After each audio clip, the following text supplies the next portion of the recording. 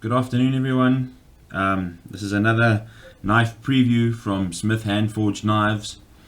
After a very successful guild show at the Knife Makers Guild of Southern Africa, I sold out all my knives, but fortunately one of the customers left the knives with me to courier to him. So in one last effort to share this knife with everybody, I will be doing a preview of this beautiful blade that I've got here in front of me. This knife is very special because it represents several things in my knife making career.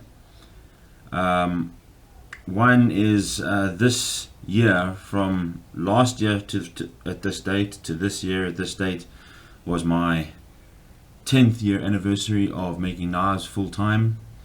So each knife I made like this with a big Damascus blade, I had a special 10-year stamp, and this is the last one to bear that 10-year stamp. Not only that, it's the first time I attempted a clamshell guard or blade catcher and a forged ball guard. Now the clamshell was inspired by a knife maker called Claudio Sobel, and the ball guard was inspired by the American mastersmith Lynn Ree. And so let's give it a whirl. Okay, so what we're looking at here,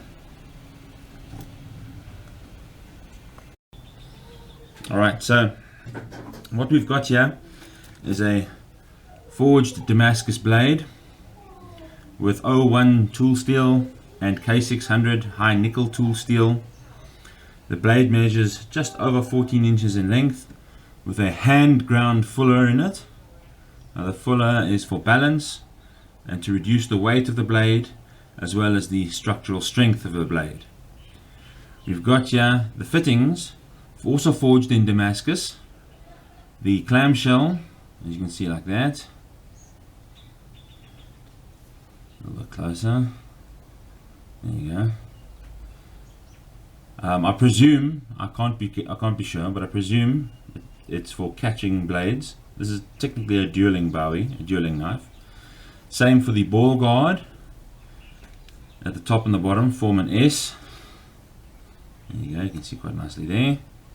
And a steel Damascus ferrule. Now all these fittings are made from Damascus. It's a low contrast Damascus, which I gun blacked, so that you have to look kind of close and you see these subtle Damascus patterns in it. It's very attractive. Then for the handle, I used a piece of elephant ivory. In South Africa, this is legal. This knife would only be for sale then in South Africa. It cannot be exported. It's a beautiful piece with minimal cracking. Most ivories have small cracks and stuff in them, like you see on this one here. You can see there. It doesn't make the piece of ivory weaker or anything like that. I think it adds a little bit of character instead of just a flat white canvas with no perceptible features on it. And then the pommel, you can see here, also a piece of Damascus with a bronze pommel nut. I like using bronze on other materials because it breaks the monotony of the tone of the knife. So you got all this black and you got one nice bright piece of bronze in the end. It just makes it just a little bit more interesting. The bronze nut secures the pommel to the tang, which obviously holds the handle in place. The tang runs all the way through almost to the end with a very small threaded nut on the end. Threaded rod on the end, onto which we fasten the pommel nut. Now you can see how it sits in the hand. I have to move back now because the knife is so long. It's very comfortable. It's got a good weight. It's a bit on the heavy side, I confess, but for the size of the blade and the ultimate, what we call the wow factor, this is an incredibly cool knife. Very well balanced. You can see one finger in front of the guard, which is what I've been told is the optimum balance point. Oh, there you go. There we go. Is the ultimate balance point, optimum balance point for most fighters. Sorry, my fingers are a little bit slippery, so that's quite nice.